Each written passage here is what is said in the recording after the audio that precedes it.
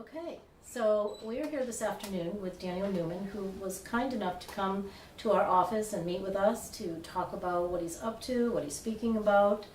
He flew in from Chicago and he's going to fly out shortly, so wanted to just do a quick little interview with him. He's an entrepreneur and best-selling author and actually has a new book coming out in September, so let's start there. What's the new book about? Well, first of all, before I even pitch the book, Windsor, Connecticut, Yes, just one of those places on my list. Had to visit had it. to visit, right? So We're everyone out actually there, the oldest town in Connecticut, just so you know. see? Yep. Everyone out there, oldest town in Connecticut, Windsor. Yep. I've been there. Have you? All right. Now, Yes. Future Proof. So the new book is called Future Proof. And if you've read my last book, by chance, Building Dragons, it was about digital transformation in the Yep. experience economy. Mhm. I basically believed we needed to take it one level further. And because so many companies are focused on digital transformation, how do they transform? But I often hear, how do we prepare ourselves for the future? How do we become future proof? And so we set out to write the book that would basically define what the companies that are most successfully digitally transforming are doing. What are the consistencies? What are the commonalities? And so we basically identified 7 pillars. Oh, okay. And so the book, we cover the 7 pillars. Of course, technology is mixed into it, but we also talk about things like leadership, culture, innovation, just all these different things that companies are doing to get there and to stay there. Because that's what's really going on now. So much of the data is saying 75% of the S&P 500 today will no longer exist by 2025. You're seeing stats like that. Yeah. Mm-hmm. So these companies have to figure out, how do they survive for the long run. So is the book geared more toward leaders of an organization, or pretty much anyone who wants to know, even an entrepreneur, a small company? I mean, it sounds like it's probably good for anyone who wants to be thinking ahead to stay in the game.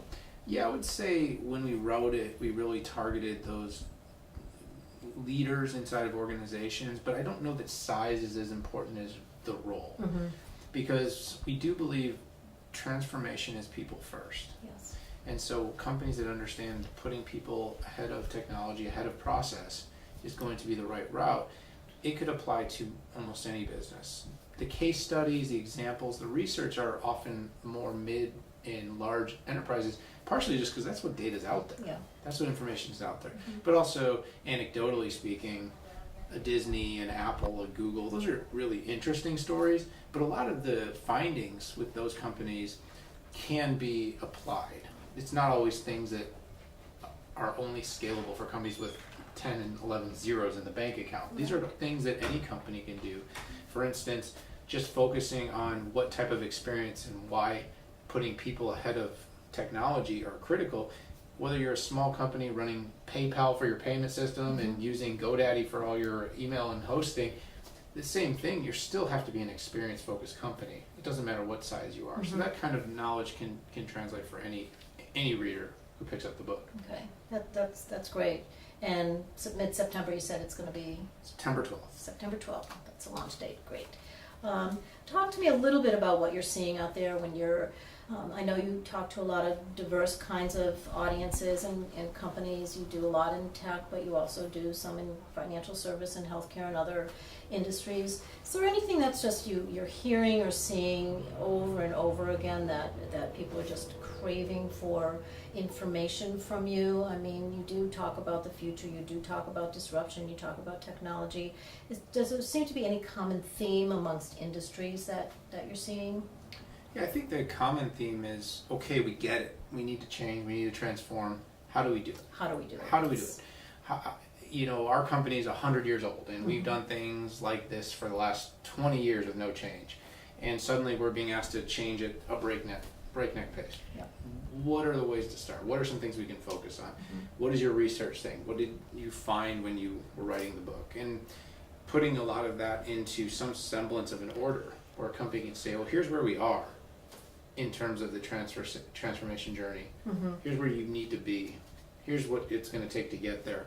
So I think the why, which is always one of the most important things in any business's journey of why you exist, but they all understand why we need to transform because of the changing market forces, changing customer needs and demands, and the rapid proliferation of technology.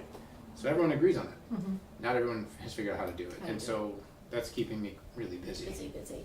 And lastly, I just want to quickly say, I know you always come out with the top 10 trends or something like that. Don't exactly know what you call it, but I know that's going to be coming out soon too. Yeah, so we do, I do a series of trends posts. It really goes back to a story of identifying that posts and articles that are in a list format, also known as listicles, Okay. tend to resonate best with Mhm. people. The short long story is 6 years ago I launched a website called 12most.com, and every article on the site started with 12 most something. And it didn't take a month to drive 100,000 page views a month to that site. It just went to show people loved consuming content in a list format. And over the last several years, in the areas I focus on, which has been digital transformation, marketing, tech, things like that, I've invested heavily in using list formats to try to set the tone with some predictions. Okay. So I basically, right now, I'm doing a series of top digital transformation trends by industry. Okay. But once a year I do it for the whole digital transformation umbrella. Okay. And so my top 10 trends will come out in September Okay. on Forbes.com. And Okay, I was going to ask. yeah, you. you'll find it on Forbes. Okay. And it'll get syndicated all over the internet, and there'll be graphics and little ebooks and slideshows that you'll be able to check out. And hopefully these trends will set the stage for a lot of businesses' digital transformation agendas this year.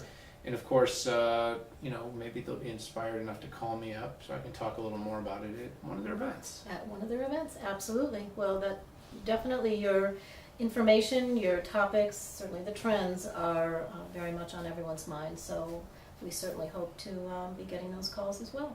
So thank you again for coming in. It's been great spending time with you, and I'm going to let you go catch an airplane.